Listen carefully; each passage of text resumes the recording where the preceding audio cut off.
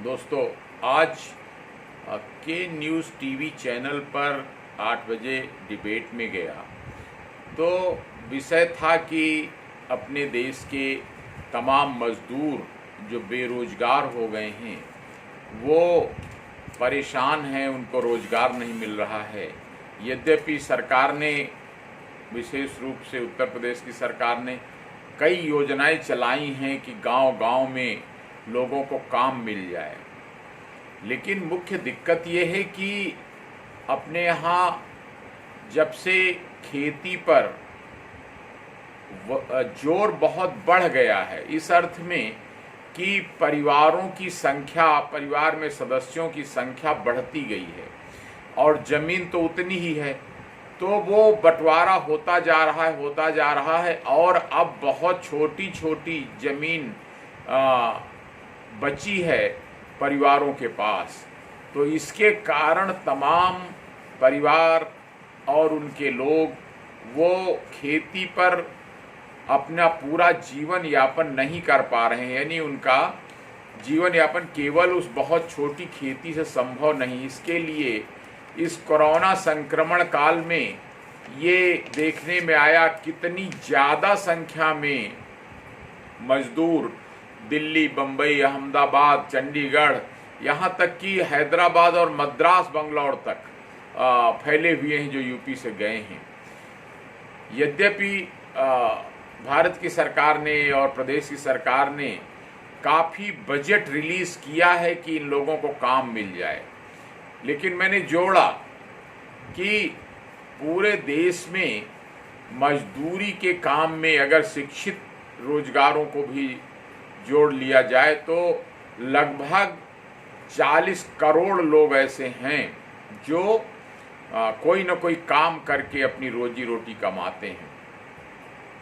और इसी तरह उत्तर प्रदेश में अभी जैसे मजदूरों की गिनती हो रही थी, लगभग 75 लाख लोग पाए गए जो लौटे हैं अलग अलग जगह से, और ये संख्या गांव के भी मजदूरों को जोड़ लिया जाए तो कम से कम 4 करोड़ लोग ऐसे हैं। और अगर 200 रुपये रोज भी जोड़ लें तो 800 करोड़ रुपए रोज की ज़रूरत है कि सारे मजदूरों को मनरेगा में काम दिया जा सके। इसलिए सरकार को बहुत बड़े बजट का इंतज़ाम करना पड़ेगा, तभी इन लोगों को सबको काम मिल पाएगा। और सीधा सीधा काम का मतलब है उसी से इनकी मजदूरी आमदनी, और उसी आमदनी से परिवार का पेट भरेगा। तो बहुत आवश्यक है, नहीं तो गांव-गांव में जो ये लौट रहे हैं बेरोजगार लोग, अभी वहाँ रोजगार पाए हुए थे, यहाँ बेरोजगार हो गए हैं, तो ये गांव में अपने अपने ज़मीन के लिए, थोड़े थोड़े पैसे के लिए लड़ाइयाँ होने लगेंगी, यहाँ तक कि क्राइम बढ़ जाएगा, लूट होने लगेंगी, चोरियाँ होने लगेंगी। इसलिए इसको रोकने के लिए बहुत ज़रूरी है कि गांव में पर्याप्त रोजगार पैदा किया जाए। और अब गांधी का जो विचार था कि ग्राम स्वराज, वो और प्रासंगिक होता दिखाई पड़ रहा है कि गांधी जी कहा करते थे कि गांव में ही गांव की ज़रूरत की सब चीज़ें ज़्यादा से ज़्यादा बनाई जाएं और उसी में लोगों को काम मिले।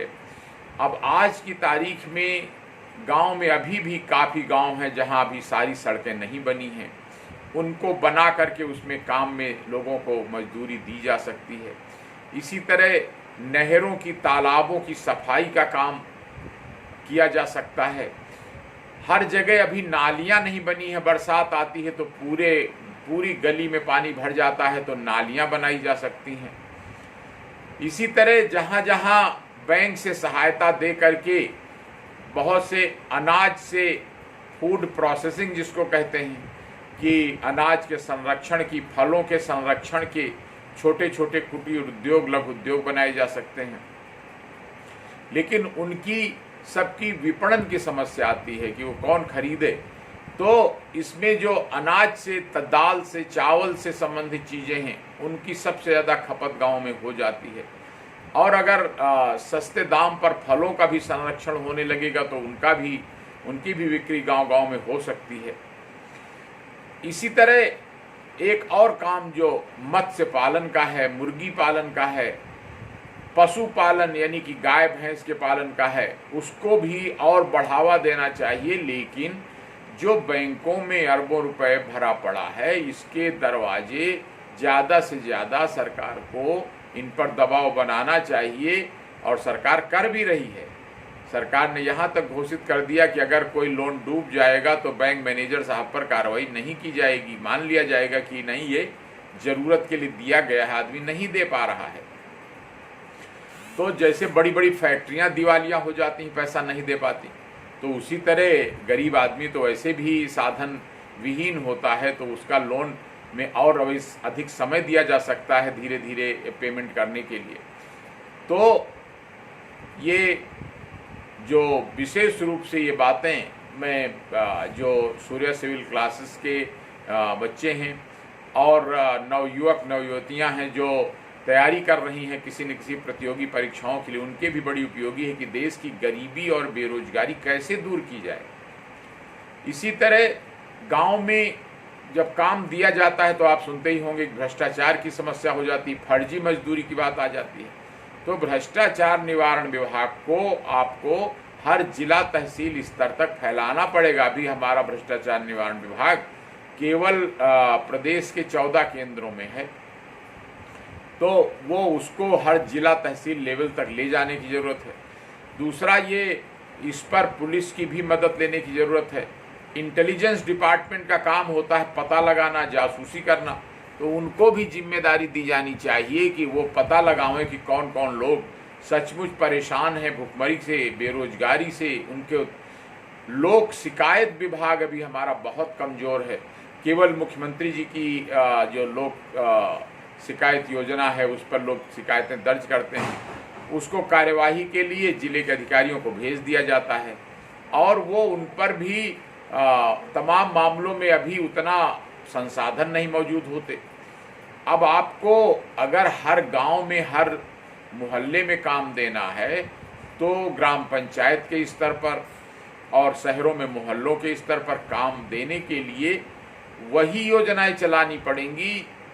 विकास नहीं, किसका विकास? विकास तो बात की बात है, पहले जीवन यापन, क्योंकि कोरोना की महामारी ने देश में इतनी समस्या ला दी, इतने लोगों को बेरोजगार कर दिया है कि उसकी वजह से पहले जीवन यापन हो सके तब आगे विकास की बात होगी। अभी बहुत बड़ी फैक्ट्रियां लगा देने से देश की बेरोजगारी नहीं दूर होगी। देश की बेरोजगारी दूर होगी जब मोहल्ला स्तर पर, गांव स्तर पर लोगों को काम देने की योजनाएं स्थानीय स्तर पर शुरू की जाएं। उसके लिए पर्याप्त बजट आपको गांव और मोहल्ला लेवल पर देना पड़ेगा। उनमें बेईमानी ना होने लगे, इसके लिए ग्राम प्रधान, ग्राम पंचायत के सेक्रेटरी और ग्राम पंचायत के ग्राम सेवक, इन सब की कमेटी बनाकर उसको बीडीओ एडीओ के अंडर में देखभाल करनी पड़ेगी, पर्यवेक्षण कराना पड़ेगा। फिर जासूस लगाने पड़ेंगे कि कौन कौन उसमें अफसरान, कौन कौन कर्मचारी गड़बड़ कर रहे हैं, घूस ले रहे हैं, बेईमानी कर ले रहे हैं। उसको रोकने के लिए उन पर कार्यवाहियाँ करनी पड़ेंगी, और पर्याप्त कार्रवाई ताकि बहुतों पर न करनी पड़े। पर्याप्त कार्रवाई जो पकड़े जाए उन पर हो जाए, बर्खास्तगी हो जाए, सस्पेंशन हो जाए, ताकि बाकी लोग डर के सरकारी कर्मचारी काम करें। इसी तरह शहर में बहुत से बेरोजगार लड़के हो गए हैं, तमाम की नौकरी चली गई है, तो उनके लिए मोहल्लों के स्तर पर, वार्ड के स्तर पर पढ़े लिखे लोगों को काम देने की बड़ी ज़रूरत है। अब शहरों में भी इसी तरह के तमाम काम हैं कि ज़्यादा से ज़्यादा लघु उद्योग, कुटीर उद्योग को बढ़ावा देना, और साथ ही अभी स्वास्थ्य रक्षा के क्षेत्र में बहुत काम करना पड़ेगा कोरोना के बाद। तो अब इसमें स्वास्थ्य रक्षकों की विशेष ट्रेनिंग हर मोहल्ले मोहल्ले, गांव गांव में स्वास्थ्य रक्षकों को लगाना पड़ेगा, चाहे वो संविदा पर लगें, चाहे रेगुलर लगें। इसी तरह बहुत बड़ी समस्या अभी है कि तमाम लोगों को काम न मिलने की समस्या तो है ही है, साथ में उनकी क्षमता का पूरा इस्तेमाल नहीं हो पाता। तो सरकार ने जो लघु उद्योग बनाया है, लघु उद्योग विभाग, कुटीर उद्योग विभाग, ताकि सब लोगों को कोई ना कोई काम मिल सके। तो विशेष रूप से ऐसे परिवार जो बिलो पॉवर्टी लाइन है, उनको सबसे पहले काम देना चाहिए। क्यों? कि नहीं तो उनमें भूखमरी हो जाएगी, फैल जाएगी। भूखमरी के कारण लोग मरने लगेंगे। तब उसके बाद मजदूरों की हालत सबसे कमज़ोर है, क्योंकि उनके पास न तो खेती है, न उनके पास कोई आमदनी के साधन है। तो जगह जगह वितरण केंद्र सामानों के, विभिन्न प्रकार के सप्लाईज के, चाहे कपड़ा है, चाहे खाना है, चाहे जो भी सामान लोगों की ज़रूरत की चीज़ें हैं, उनके लिए लोगों को मदद करके दुकानें खुलवा देनी चाहिए। या सेवाएं देने के लिए लोगों को अभी ऑनलाइन का बहुत स्कोप बढ़ा है कि ऑनलाइन सर्विसेज, बहुत से लोग घरों में बैठ कर के सामान मंगाने लगे हैं, तो इस काम को बढ़ावा दिया जाना चाहिए। बहरहाल सारांश ये है कि शासन और प्रशासन चलाने में कम, इस समय लोगों की गरीबी, बेरोजगारी दूर करने में सरकार को सबसे ज़्यादा ध्यान देने की ज़रूरत है, ताकि देश भी तभी आगे बढ़ेगा जब ये ज़्यादातर हमारी जो गरीब आबादी है, ये इसका जीवन स्तर ऊपर उठे। इसको जिस रूप में भी संभव हो सके, चाहे लोन के रूप में, चाहे सब्सिडी के रूप में, लोगों को, जब लोगों के हाथ में पैसा आएगा तब वो सामान खरीदेंगे, तब फैक्ट्रियों से सामान की मांग होगी, तब और फैक्ट्रियां भी चलेंगी। तो गांव का विकास, मोहल्लों का विकास, अभी भी तमाम मोहल्लों में क्लिनिक नहीं है, गांव में अस्पताल नहीं है।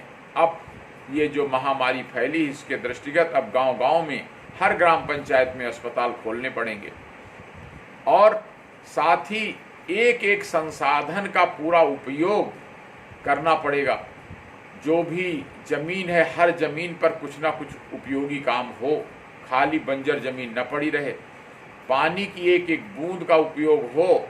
नदियों का तमाम पानी जो समुद्र में बहा चला जा रहा है, इसको रोककर नहरें निकाली जाएं, तालाबों में भरा जाए, सिंचाई के काम में इसको लगाया जाए।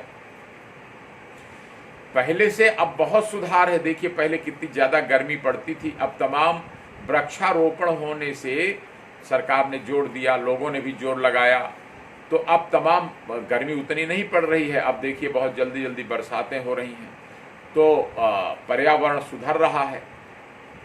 जितना जल्दी हो सके, हर व्यक्ति की आवश्यकता है गांव-गांव में कि हर व्यक्ति के पास आवागमन का साधन हो।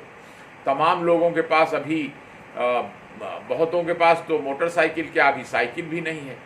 इसलिए हर व्यक्ति के लिए इतना इंतज़ाम करना है, वो चाहे जिस रूप में हो, उनको उपलब्ध कराना है, ताकि उसके पास जब पैसा होगा, साइकिल खरीदेंगे, मोटरसाइकिल खरीदेंगे, तब वो फैक्ट्रियों से मांग बढ़ेगी। इसी तरह पढ़ाई के क्षेत्र में, और साथ में जो विभिन्न प्रकार की शिक्षा का क्षेत्र में भी अभी बहुत काम होना बाकी है। अभी भी लगभग 30% लोग निरक्षर हैं। एडल्ट एजुकेशन के क्षेत्र में अभी बहुत काम की संभावना है। तो इन सब कामों में लोगों को लगाया जाना चाहिए।